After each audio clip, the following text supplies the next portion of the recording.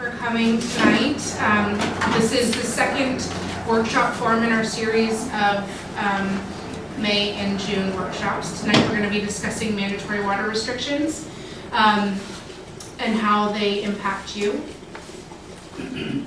So what will we be discussing this evening? First, we're going to look at where we get our water from. We're going to look at our current water supply levels, the drought, state requirements, city requirements, water user requirements, so that's citizens basically. We're going to look at our current water restrictions and how we're going to reach our target that's been mandated by the state. As we go through this presentation, this is really meant to be an educational piece. If you have questions at any point, please feel free to stop me. If I can clarify a point or explain something, please feel free. Just raise your hand. Okay, so first off, let's look at our water supply. We get our water from Lake Mendocino and Lake Sonoma. So Healdsburg water system, we have 3 sets of wells. We have Gauntlet and Fitch, which are over here and here. And then we also have Dry Creek, which is down here. So Gauntlet and Fitch are sourced from water rights on the Russian River. They supply water all year long. And then we have seasonal water rights to the Dry Creek wells. This is a graph that shows you the current water levels for Lake Sonoma. The green line here, that's what our levels were last year. The black line is where we are this year. Currently, as of May 26th, we're at 85% of water supply capacity for this lake. You can see that we're doing quite a bit better than we were last year at this time. And this is really based on the 2 rainstorms that we had in December and then in February. You can see that the graph jumps up in both those cases. So, out of curiosity, how low does it usually go in a by the end of the season? Yeah. So this is October through September. So this is October and then September. And then the orange line is the average from 2005 to 2014. It's the average of that 9-year period. So it seems to only go down about 50,000, eh? From yeah. So about from the maximum, which is 50. Is that yeah? Yeah. Well, it's even less than 250, but and then to right about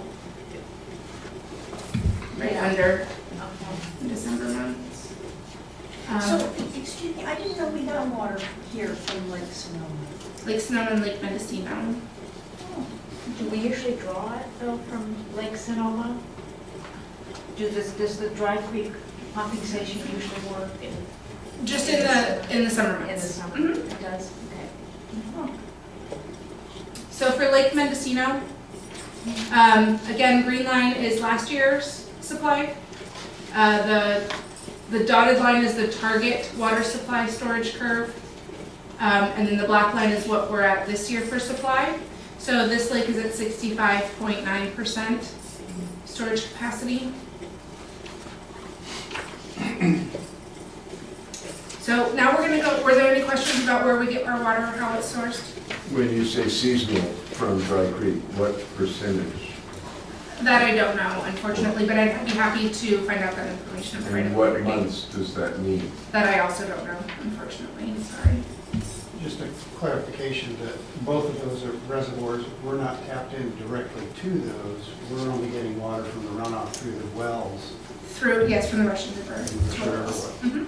So regardless of their capacity, we're not tapped into, even though it looks like there's 200,000 or 200 million gallons, whatever it was. Not directly, but there hasn't been any curtailment on the river, so the water is flowing, and so there's no supply. We don't have a supply issue for Sonoma County or for the city of Healdsburg at the moment.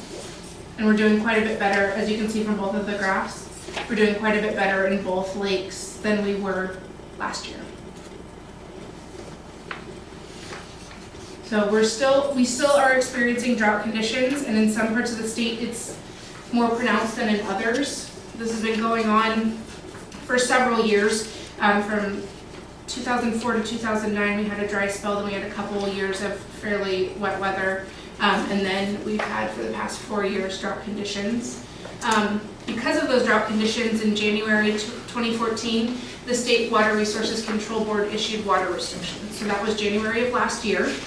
Based on those water restrictions, the City Council adopted Stage 2 mandatory water conservation measures, and those have been in effect in the City of Healdsburg since January 21st, 2014. So those continue to this day. On March 17th of this year, the State Board extended and expanded their water restrictions as outlined last year in January. Based on that information and also on a survey of the snowpack, on April 1st, Governor Jerry Brown issued an executive order mandating 25% water conservation across the state. He, in his executive order, he asked the State Water Resources Control Board to develop emergency regulations to mandate conservation in order to hit this target. Rosa, would you mind? There's somebody outside. Can you just let them know? Thank you. So the State Board crafted that emergency regulation. They adopted it on May 5th, 2015, and the Office of Administration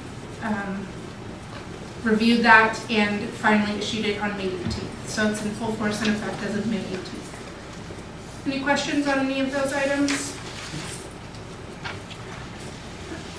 So the requirements of the emergency regulation is passed by the State Water Resources Control Board. They expanded water restrictions, which we'll cover in a little bit. They're requiring that California reduce their water usage as compared to 2013 levels. So 2013 is our baseline when we're looking at what we're comparing our water usage to. The major focus is on outdoor water use. This is because in the summertime months, it can make up at least 50% of our water usage. So it's our main area that, to achieve conservation. In order to account for conservation that has already occurred and to account for areas with better supply, the State Water Resources Control Board developed a tiered water conservation standard. Based on urban water suppliers' July through September 2014 residential gallon per capita per day usage. So that's basically for residential customers, their gallons per person per day water usage is what the State Board used to allocate urban water suppliers to a specific tier. So City of Healdsburg is an urban water supplier.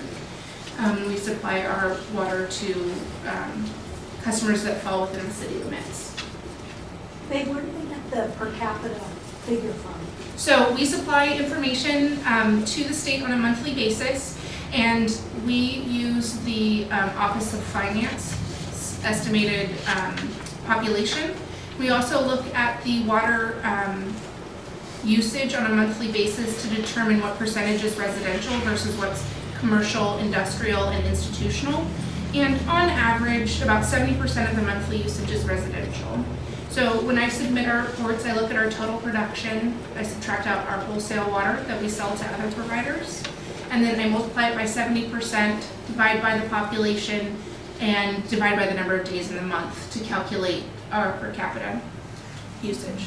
You said that 213 was our baseline, Yes. but the state has mandated this tiered conservation standard against a very different period. So what they did was, and the two numbers are not related. So one number we're being asked to reduce below, and that's our 2013 number. This number looked just at July, August, and September in order to assign you to these tiers. So, and the reason that they selected this year is because they'd already required in January that you start conserving. So they basically penalized urban water suppliers that did no conservation by assigning them to a higher tier, and rewarded more or less the urban water suppliers that were able to achieve some form of conservation. So the City of Healdsburg residential gallon per person per day usage for this time period was 127 gallons, and so that puts us in tier 6, which is 24% conservation. So that's what we're required to reduce our usage by.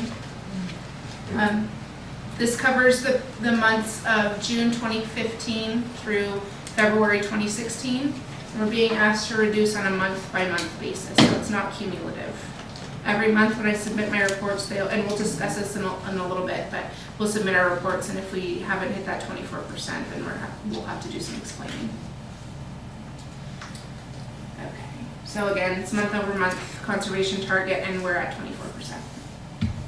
So that's compared to last year, that month? Compared to 2013. Are we going to, we get our water bill with all the other utilities, and it usually shows it running, like compared to last year. Are you going to change that bill so it'll show this year compared to 2015? We're working on that. Okay. Yeah, we're working on that. We're looking at a couple different options and how to provide that information to customers, and adjusting, sorry about that, adjusting the display on the utility bill is one of those items. If you ever have a question about utility usage in that time period, you can contact utility billing or myself, and I can provide you with that information. Just one thing, if you go to, I think a year's bills are still online. Is that correct? I'm not sure about that. I can Yeah. definitely find out about that. I but think it is, because I do access it online, and that shows, if you go to last year's bill, 2014, it'll show 2013 numbers, but you need to download them all, because they keep on knocking Right. one month out. Yeah, they will. And I'm not sure if people aren't already enrolled in the online portal, if they went on to online, on to enroll, how that would work, but we can definitely get you the information. Okay, so how will the state be measuring our compliance? As I said, we will be required to submit monthly reports to the state. We've been doing this since last year, since June of last year, I believe. With the June 2015 reporting, which I'll submit by or before July 2015, the state will review our reporting to see if we've reached our conservation target. If we don't achieve that 24% conservation target, what they'll do is they'll issue a informational order. So basically, they will request information about what programs we've already implemented and when we've implemented them and how we're implementing them. Based on that, they'll issue a conservation order where they'll say, this is what you've already done, these are the programs we think you can implement in excess of that to achieve more conservation. You've gone to 2 days a week, mandatory watering restriction. What about moving to 1 day? What about disallowing all outdoor water use? What about implementing programs for whatever it is, hiring more staff to administer these programs? So if we still are unable to comply with the 24% target at that point, they'll issue a cease and desist order, which will include a $10,000 per day fine, and that'll be issued against the utility, which is the city.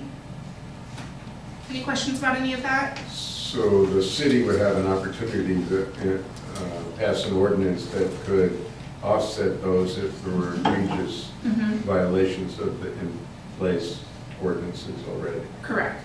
The governor has allowed us to fine up to $20,000 per day per violation.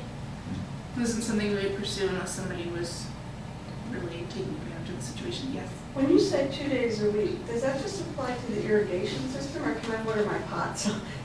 Anything that's from a hose or from the potable water system, you are restricted to Tuesday and Friday watering. Even just a pot on my front porch? Yes. You can collect water from your shower in a bucket and use that to water the pots, but anything that comes from a hose or sprinkler is not allowed. I noticed that, that Santa Rosa exempted hand watering, but it sounds like we haven't. Correct. And did we exempt, there was some exemption for vegetables? Fruit trees and vegetable gardens are exempt from the mandate, so you can water fruit trees and vegetable gardens. You are restricted to the time, so it cannot be between 7 a.m. and 8 p.m., but you're not restricted to days. Okay. So anything that produces food. Okay, so what will the city be doing? First of all, we're working to reduce the city's water usage. Parks already reduced in 2014. As compared to 2013, they reduced water consumption by 30%. So we're looking at pushing that number even higher and looking at ways that we can reduce water usage at all of our facilities. In addition, we are requiring compliance with stage 2 mandatory conservation measures and state mandates. And so we're requiring compliance of the users, which is residents.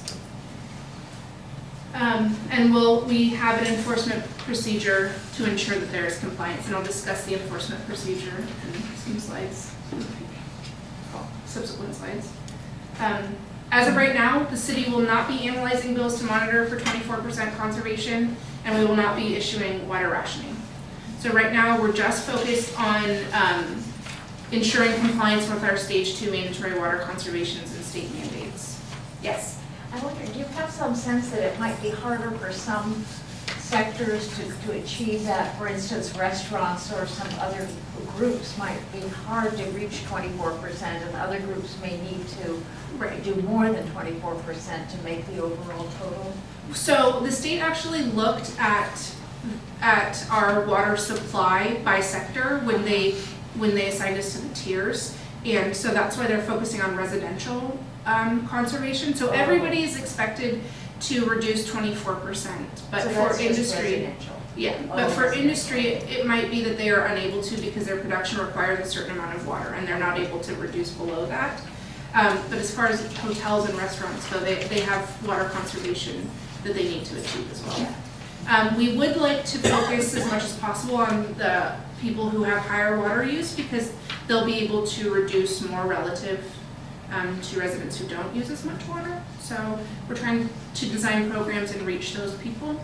So, yes. How is it handled with those of us who are already conserving? My business, I disconnected my irrigation system and changed out my toilets and changed out my faucets, all at my own expense without any rebates. And now I use 0 cubic feet on several months of the year. Mm-hmm. And so for me to reduce another 24% doesn't work. Well, you'd be at 0 because 0 times 24 is 0. But if first of you're all, telling me to cut congratulations. back 24%. Right. Well, first of all, congratulations on being a water-wise user and for really focusing on that. First of all, we won't be analyzing your bill or monitoring to ensure, at least at this point, unless the state tells us that we have to. We won't be looking at your usage now compared to your usage in 2013. So what we're really looking at is those mandatory conservation measures, which we're going to review in detail in subsequent slides. So right now, I'm not going to look at your usage at all and ask you to reduce below that. And if you've already implemented every measure that you can, there's not much that we can do. And you wouldn't be a user that we would be hoping to target at all because we wouldn't be able to achieve any savings from that. It just sounded like we were being told that we need to cut back an additional 24% based on our 2013 usage or 2014 usage. So the state is requiring everybody conserve 25% statewide.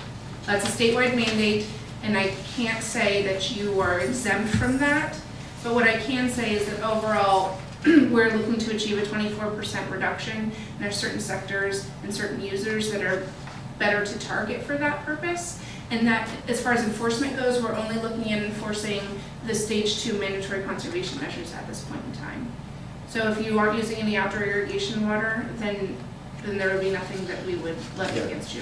2 scenarios, one is business and one is residential. Right. And so again, with some businesses, you aren't able to reduce. Just because, and so that's why the state is looking at residential water usage when they talk about the tiers that you're assigned to, because they've taken into account that some businesses can't reduce below what they've already been using. It's okay. You're looking at like per capita, so how to get there from where we were, right? Mm-hmm. And so if he's already way below what 24% would look like, Right. and he's way below it, so Exactly. it wouldn't be an issue. So it's basically a non-issue, and we'll talk about where you are level-wise as far as what we're asking each resident to hit on a per person per day usage, and if you're already below that, then there's nothing really to worry about from that perspective. Also, I'm just looking at from a residential side, well, even the commercial side, the city used to essentially reward a user Mm-hmm. because the fees associated with water and sewer, several years ago, I would get, my water sewer bill would essentially be 0. And now, when I use 0 water allocation, my bill is a minimum of $100. And then when I use 1 unit of water, it's $104. When I use 2 units of water, it's $108. So there's no financial incentive to the consumer whatsoever to conserve. Right? So we have fixed costs that we have to cover, and per state law, we have to have a rate structure that is fair and equitable to all users. We are doing a rate study right now to look at a way that we can adjust our rates to use that as a mechanism to promote conservation. Yes? I don't think I'll have any problem reducing to the amount. I've already done that last year and so forth, and from weeks and so forth. But I do have a problem with a 2-day, Tuesdays and Fridays, because my automatic controller for the sprinkler system doesn't, there's no way I can make it Tuesday and Friday. I can do it every other day, which I have done last year. So we have 2 new programs that you might be able to take advantage of.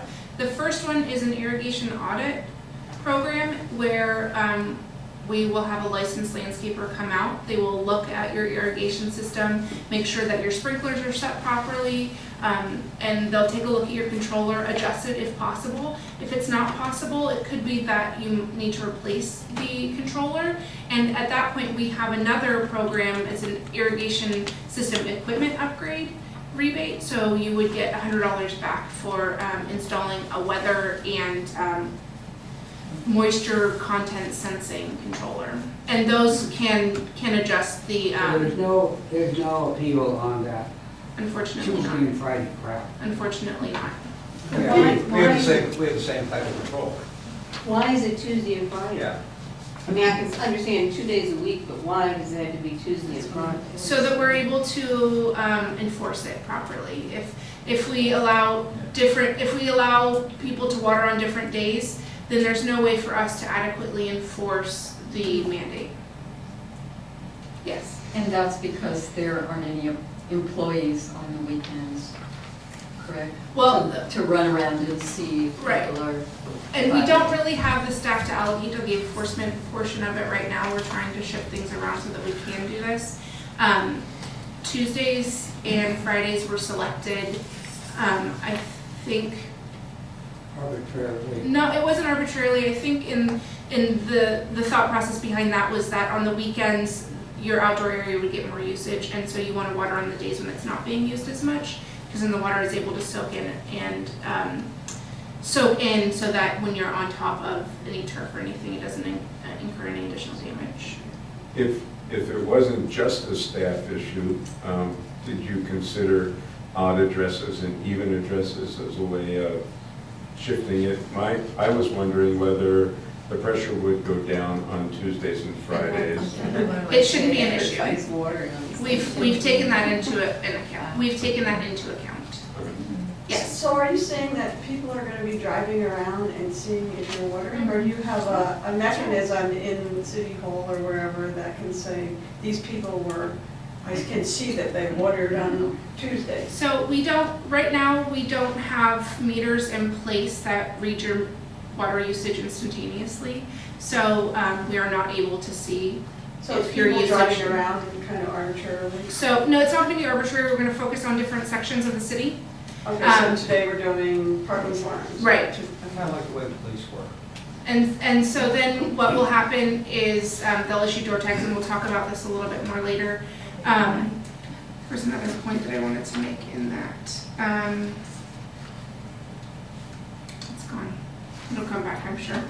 Yes. Terry mentioned at the last workshop that you were going to put it online Thank you.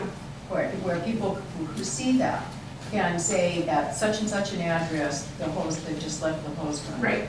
So is that going to be up maybe this summer? So it's not, thank you, that was the point that slipped my mind. We have our utility hotline that people currently use to report any electric or water issues that they're experiencing. We have, and the number is listed in your slides, we also have little magnets inside these bags that you can take with you that have that line. If you notice anybody watering not in accordance with our mandatory conservation measures, you can call the hotline and report it, and then we will follow up. So we're kind of, in addition to staff time, we're looking for residents to kind of help point us in the direction of people that perhaps just need a little bit of education, people that aren't here today or aren't really aware of what's going on. On top of that, we are looking to do an online form with our new website, which is rolling out on June 1st. So on Monday, we'll have a new website up and running. But that is in a module that could take 4 to 6 months to develop. So I would really like to do that. People will just be able to go online, and if they snapped a picture of it, upload the picture. But for right now, it's the phone call, the phone line. So what does this mean for you as a water user? So you're being asked to reduce your water consumption by at least 24%.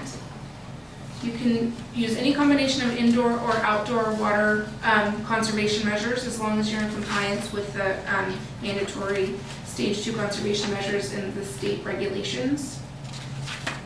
So here's where we're going to talk about what the target is on a per person basis. The average 2013 usage was 118 gallons per person per day, again looking just at residential usage.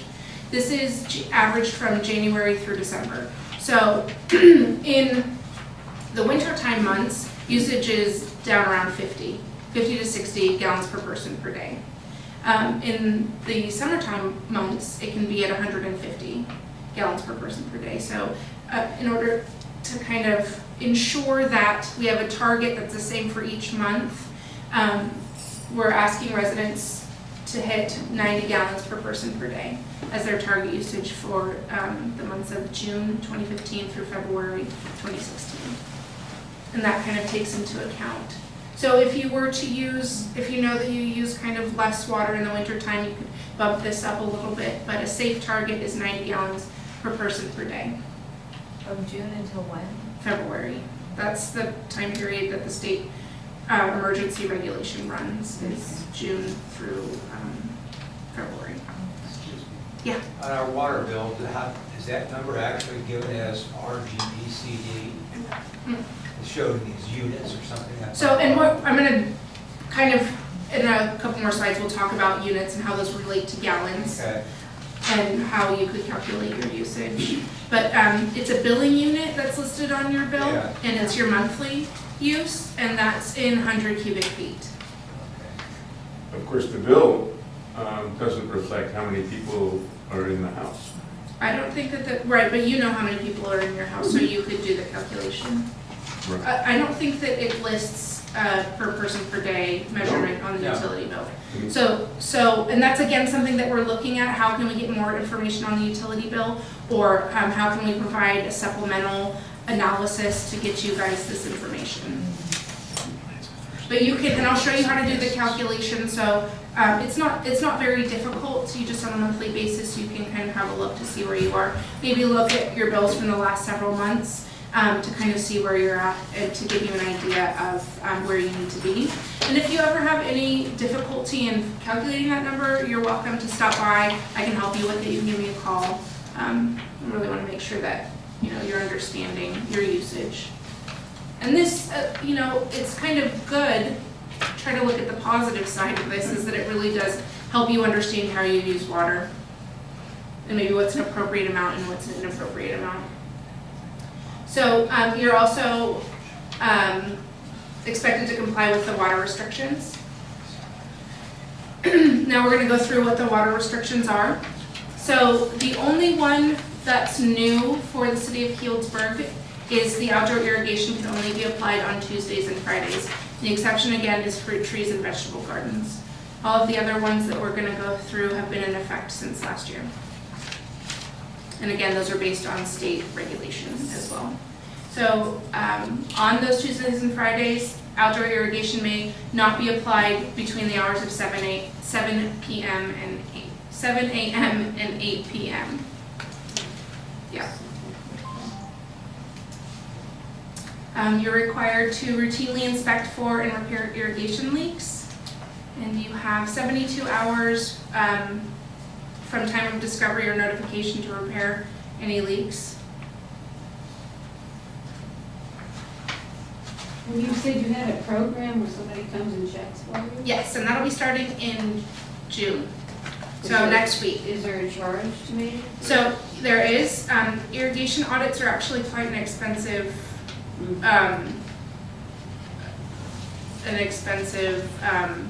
procedure. So what the city is doing is, the charge is based on the number of zones that the irrigation system has. And so there's 4 tiers. The city will pay $75. So on the lowest tier, the customer would pay $75, which I think covers 1 to 4 zones. And then on the highest tier, which covers 36 zones, it would be $225 customer payment. So, and you're also required to adjust irrigation valve runtime to account for fluctuations in weather and to avoid runoff. Prohibited uses of water include using water from a fire hydrant for non-emergency purposes, using of potable water for construction purposes such as dust control or compaction, filling or refilling of swimming pools from our potable water system, washing of sidewalks, walkways, driveways, and other hard surfaced areas. Yes? One question on the refilling of swimming pools. Most swimming pools are constantly refilled due to evaporation, and if they get to a certain level, they start sucking air, so. So you are allowed to top off in Okay. order to avoid damage. Washing motor vehicles without use of a hose equipped with an automatic shutoff valve is prohibited. So that covers all those. Any questions on the prohibited water use? Quick question, Meg, about car washing. I thought we were, since last year, not to be washing our own vehicles. We're supposed to take it to the car wash, even if we have a hose equipped with an automatic. There are some areas, some cities in Sonoma County that have that restriction. We have not had that one here. I do recommend that you take it to a commercial car wash because they recycle their water, and also then you don't have to do it, somebody else does it for you. That's my favorite part of going to the car wash.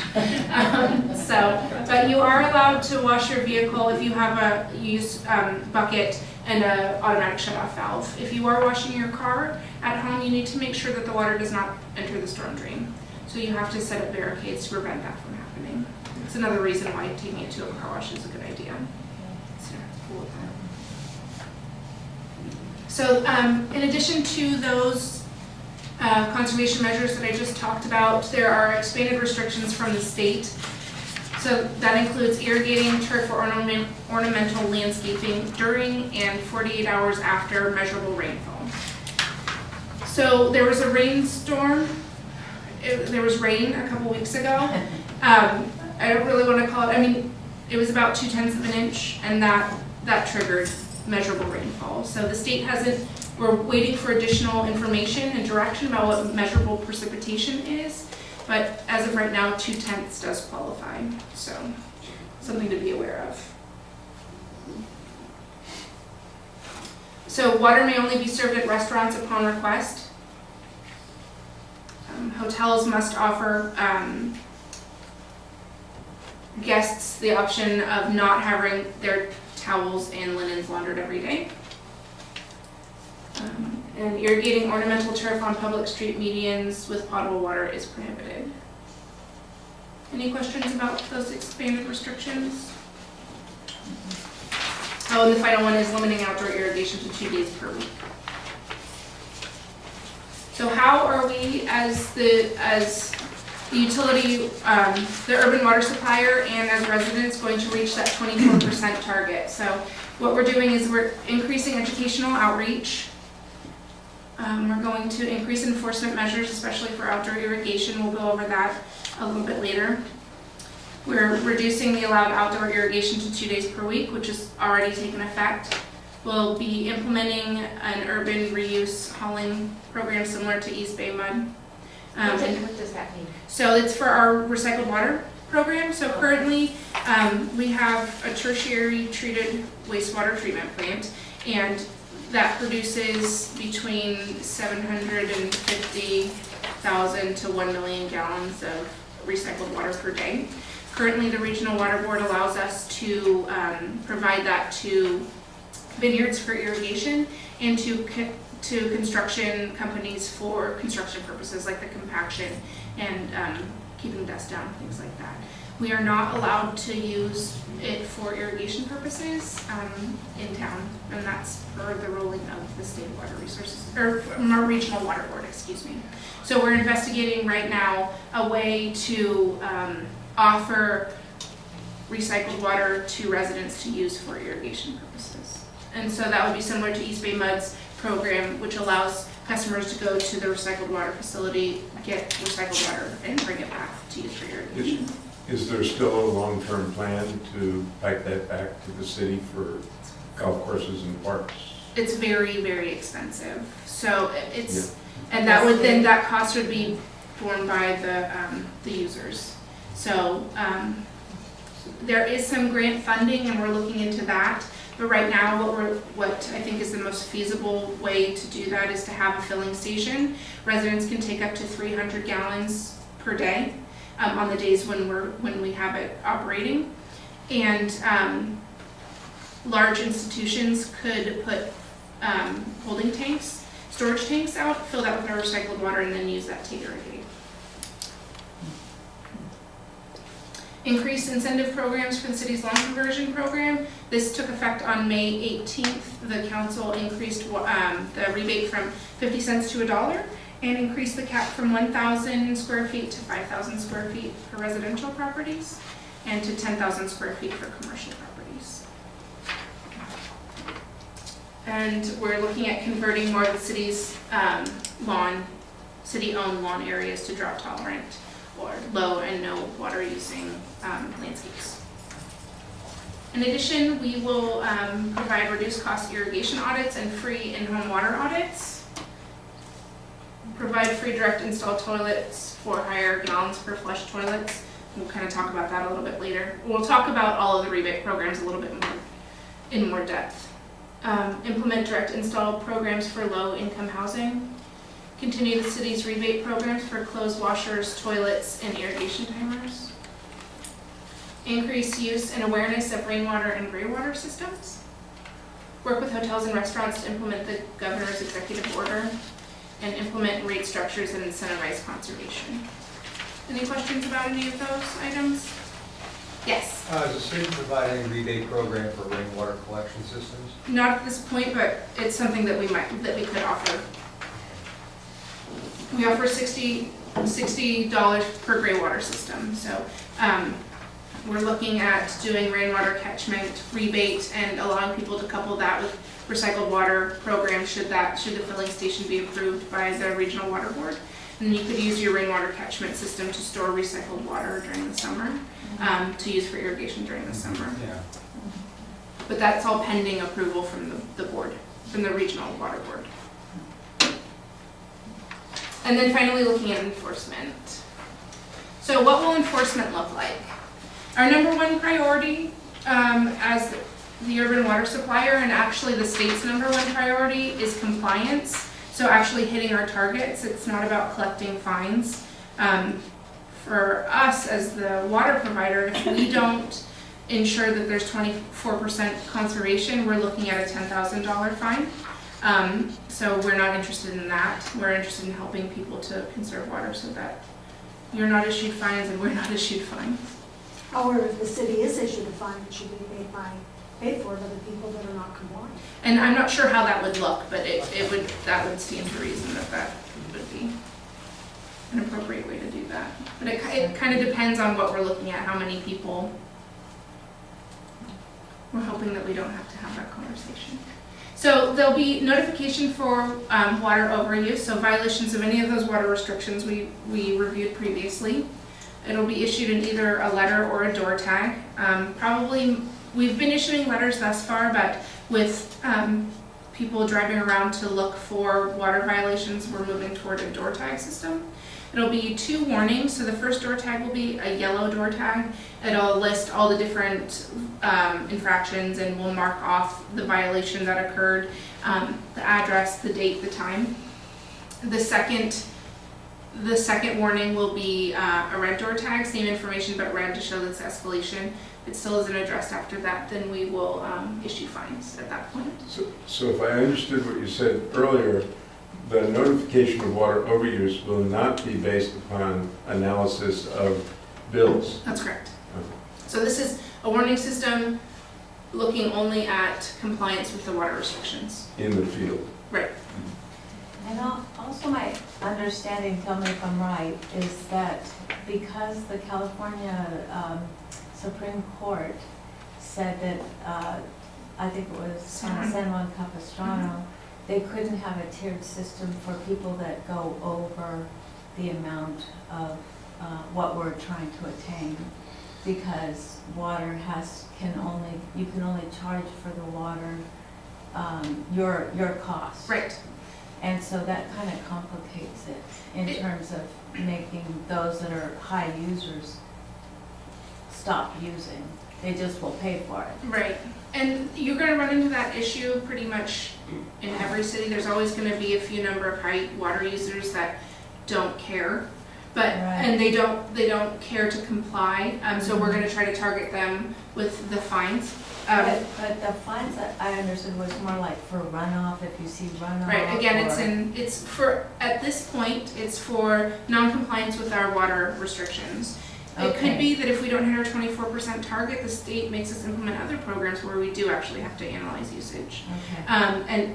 And I don't know what that would look like. But as far as tiered rate structures go, the reason why San Juan Capistrano's tiered rate structure was found to be illegal was because of how they set the tiers. So having a tiered rate structure is absolutely legal. You just have to be able to justify the tiers. And so if you're looking at targeting high water users, you would have to target maybe 2% of your the 2% highest users and look at what the cost is for having additional storage to accommodate their water usage.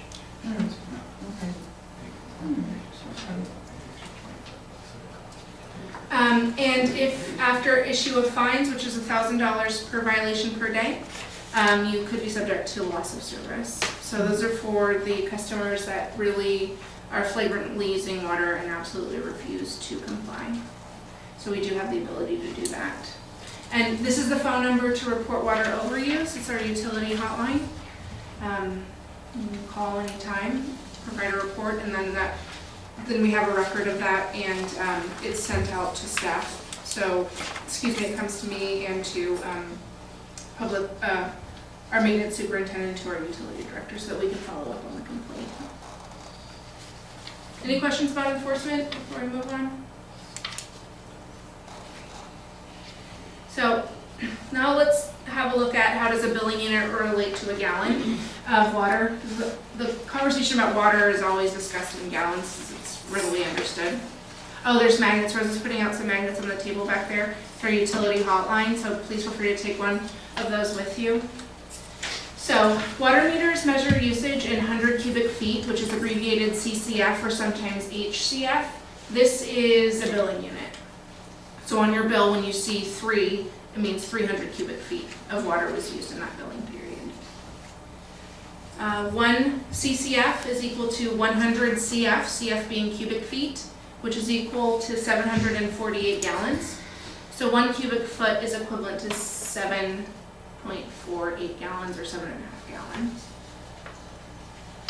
So if you use 400 cubic feet in a month, just doing a quick conversion, 4 times 748, your usage in that month is 2,992 gallons.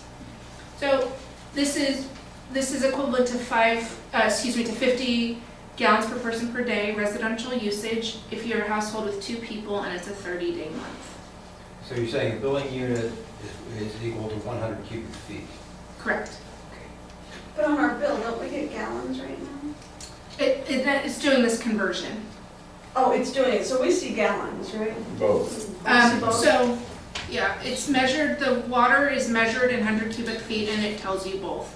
So it's actually measured through your water meter in 100 cubic feet. I see. And then the utility billing software does a conversion that's basically this. And so then you can take your usage, either one, and figure out your residential usage. And basically what I did here is 2,992 divided by 30, the number of days in a month, divided by 2, the number of people in your household. Just a comment to remind people that you bill in the increments of 748 gallons. So if somebody uses 1.98 cubic feet, they can only get billed for one unit. For that month. For that month. Mhm. But next month, they'll get nailed for it because it'll be almost, potentially could be twice that. So our use per day is skewed by, potentially by, Right. well, if it's 50 per person, that's 15. Does everybody understand the comment? No. Okay, so the way that our meters are currently read is to the 100 cubic feet mark.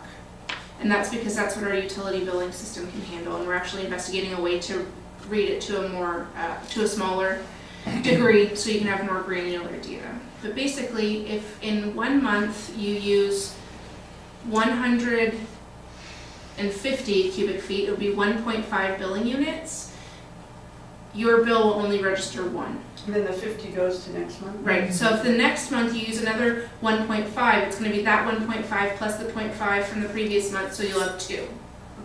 So, and we do realize that can be an issue, and so we're trying to address that and look at ways that we can read it. It only really matters at the split for a tier, right? Right, Because you're still getting billed for what you used over 2 months. right, and we don't have tiers right now, so it doesn't matter for that purpose. It does matter if you're calculating out your usage, and it could matter when your usage is this small, right? But this is like a wintertime usage, and the next one that we're going to look at is summertime usage, and it's very typical to see 2,600 cubic feet on a bill.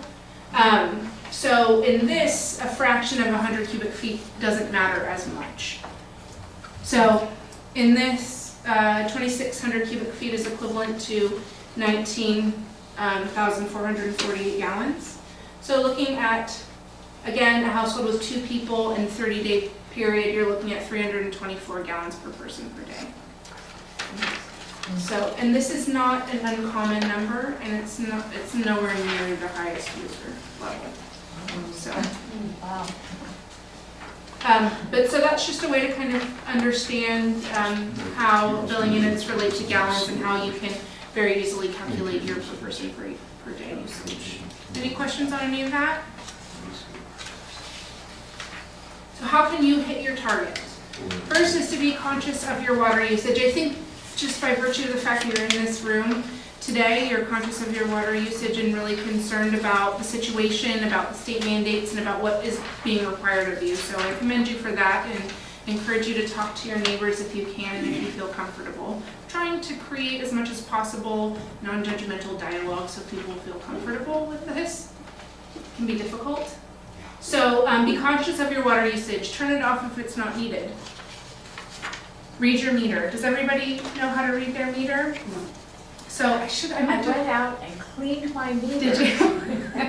And was appreciative of the warning to be careful when you open that up. Yeah. And, it was interesting to do.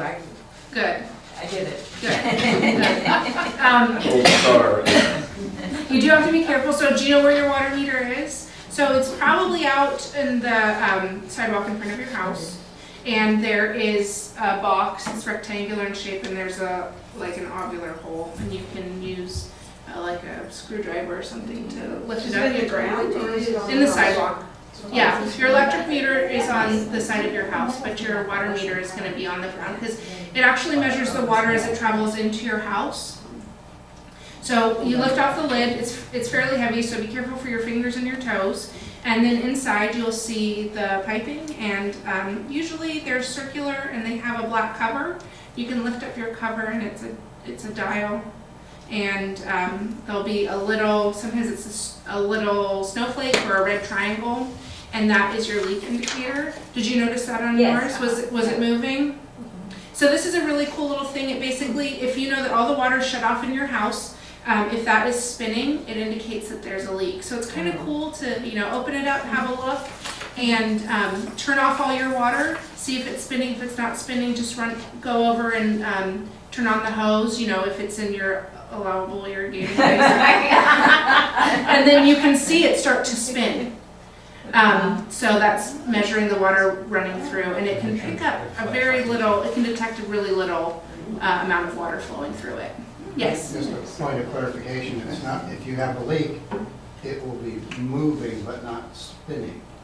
They will move very slowly if you've got a leak, and that leak can chalk up a ton of water in a very short period of time. So it's not, I've got a leaky faucet, or if a hose bib is open, yes, it will spin. You'll see it move fairly quickly.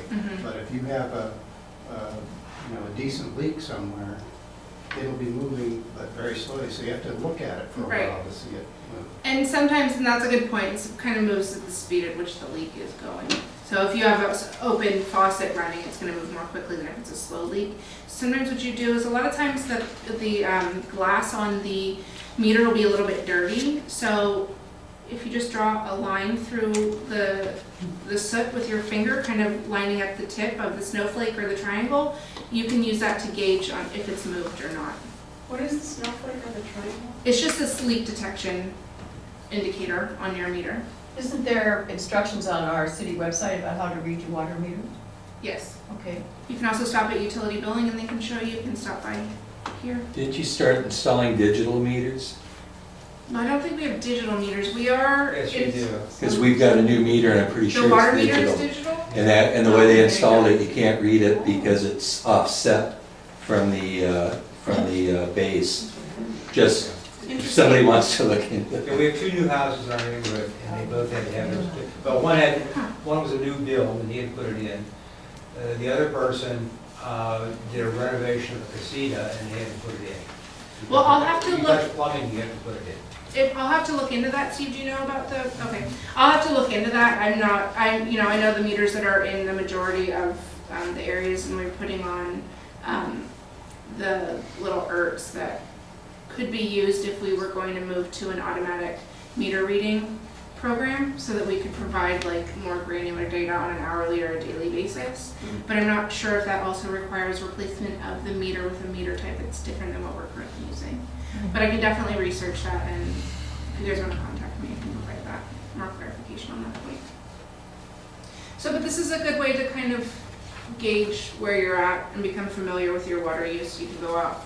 In our last workshop, Peter from Garden Works recommended reading your meter the day before, the day after, the day of the meter reader's reading, so you can kind of see how that lines up on your bills. But you can obviously read it whenever you feel the need, feel compelled. Also, look for and repair leaks, and you're required to do this per our mandates, but it's a good way to ensure that you're hitting your target. You want to make sure that the water that you use is being used in a useful way, instead of just coming from our system and then either straight into the sewer to be treated. So install water saving fixtures. We have kitchen sink aerators, shower heads in these bags. If you haven't received one at a different event, please feel free to take one. We also have bathroom sink aerators that we're currently ordering that we'll have to give away for free. We're also ordering toilet tank bladders that you can fill up and put in your toilet, so that if you can't afford to replace it with a new low-flow toilet, it will offset, I think it's 3/4 of a gallon of water in your... Rick's work. Yeah. Oh yeah, also that, very low cost. So review your landscaping and irrigation system to make sure that it is working properly. Participate in our rebate programs, of which I will cover in a minute. Attend our workshops. Congratulations, you're doing that today. We have 2 more in this series, and then 4 in this series to happen in July and August, and more if there's if there is if people want to attend more, you would like to see different types of workshops. If we can get the attendance to support it, we can do that. And ask questions of the city, of the state, of your neighbors. Any questions on any of this? So, these are the following rebate programs that the city currently offers. We have a direct install toilet program.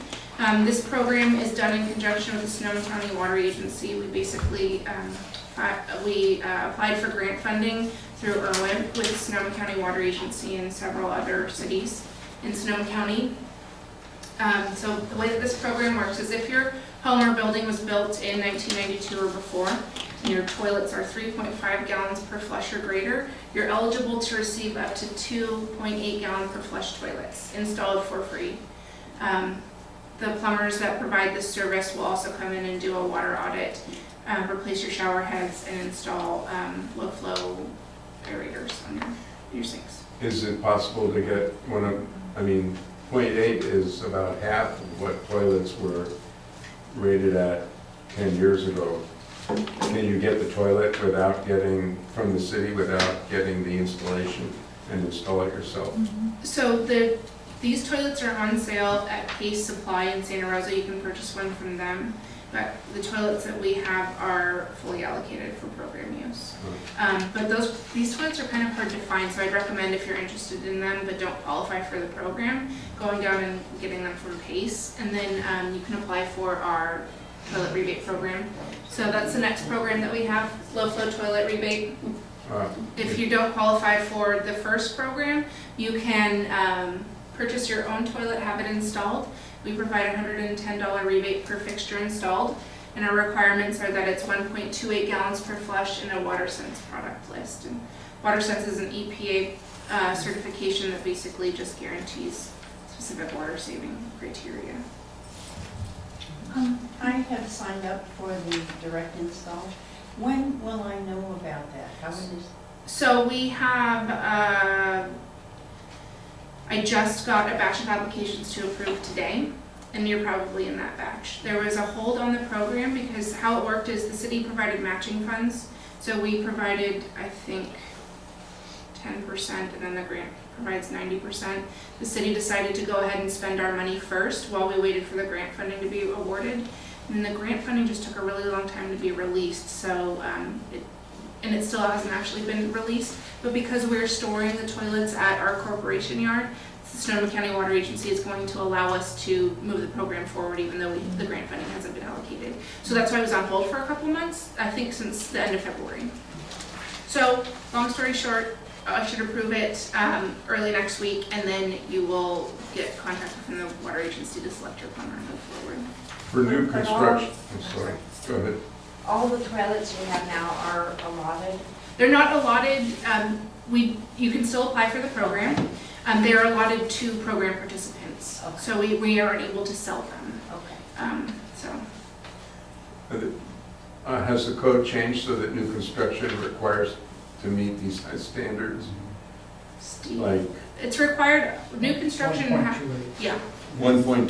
Mm-hmm. And what about no water urinals? Code requires 0.5. Yeah, you can install no water units. But it's not required. It's not required. They're also 0.5. kind of problematic. They're probably- If they're used frequently, you can have a lot of salt buildup, and then there's a smell issue. And there can be problems with the piping coming out of it, so.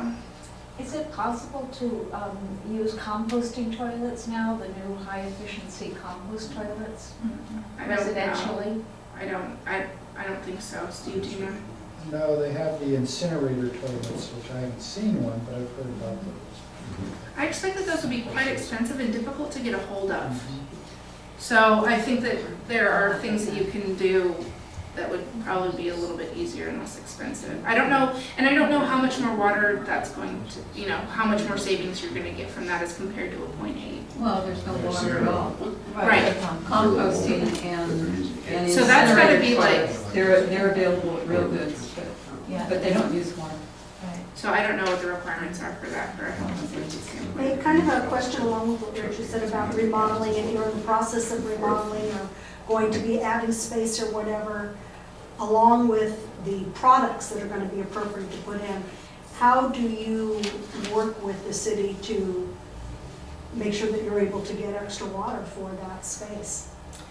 So are you talking about, well, we're not providing a water allotments. So are you saying like you want to increase the size of your home and then would require additional water because it's increased? So we're not comparing your usage this year to 2013 as a means of requiring conservation. If we were to do that in the future, then there would be allowances for that, and also for if there was increase in number of people in the house, or if it was a vacation home and now you're living there full time, or if you didn't move in until 2014. So we would figure that out, but we're at this point not investigating it because we're not tracking your usage in that way. We also offer a clothes washer rebate. It's a $50 water conservation rebate for clothes washers that are CEE Tier 3 rated. There's also a $75 electric rebate if you have an electric hot water heater. If you have a natural gas hot water heater, you can apply for a rebate through PG&E. But just to be aware, they only offer a rebate for Energy Star's 2015 most efficient clothes washers, and the list is, I think, less than 20 models. Do you know, Meg, are all those CEE Tier 3, are those all front loaders, or do they still have some of those that are top loaders? I don't know specifically about that. There are high efficiency and Energy Star rated top loaders. So, but I don't know if any of them made it into the Tier 3. Any questions on the, yeah? Is the Energy Star equivalent to the CEE, or is the CEE higher? So the tiers, the CEE tiers, the base is Tier 1, and that's Energy Star.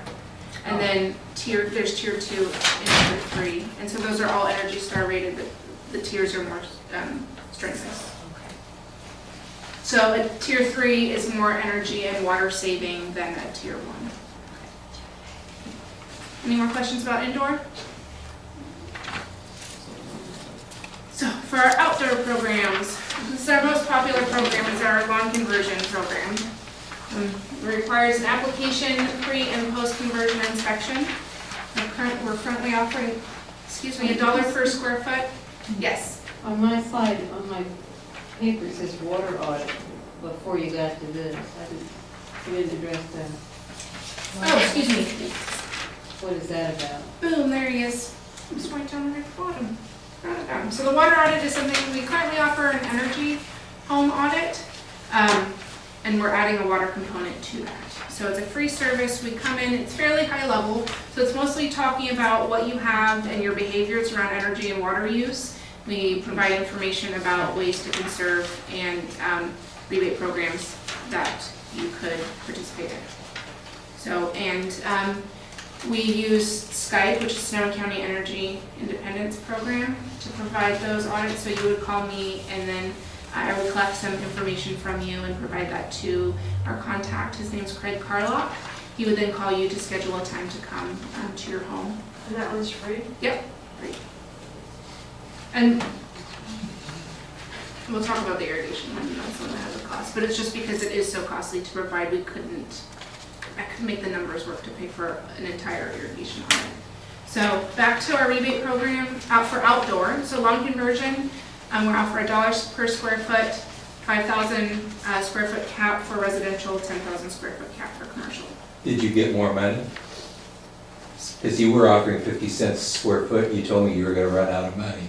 And now you're offering $1 and increase the amount of square footage. If you don't have more money, you're going to run out 4 times as fast. So we have part of the Irwin grant, which is the grant that we used for the direct install toilets, also goes to fund the lawn conversion program. In addition, the state is offering additional funding, which we're waiting to hear more information about that. But at this point, it's been declared that this is an emergency situation, and in order to comply with the 24% conservation requirement, we're offering as many programs as we can.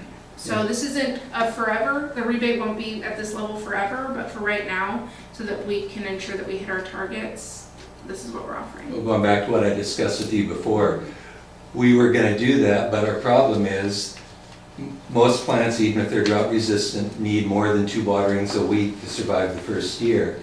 So yeah, we can rip out our lawn, but we can't put in anything because it'll die. Right, so what I'm recommending is, in that case, You would remove the turf, you can do it a couple different ways. You can remove the turf and put in mulch and then wait to put in the plants until the fall, when the plants would do better in a new planting situation.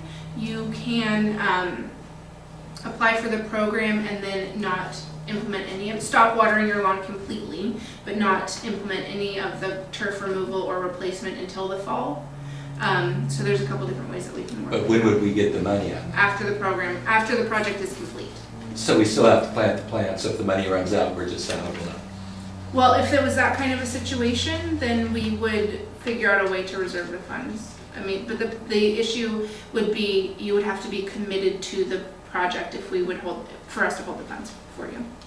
But just putting mulch out is not a finished project. Some plantings have to, No, if you wanted to move forward with the mulch and just remove all the turf, replace with mulch, that could be a completed project. And then if you wanted to put plants in, as long as they were drought tolerant, you'd still be in compliance with the program and I could pay you after you mulched.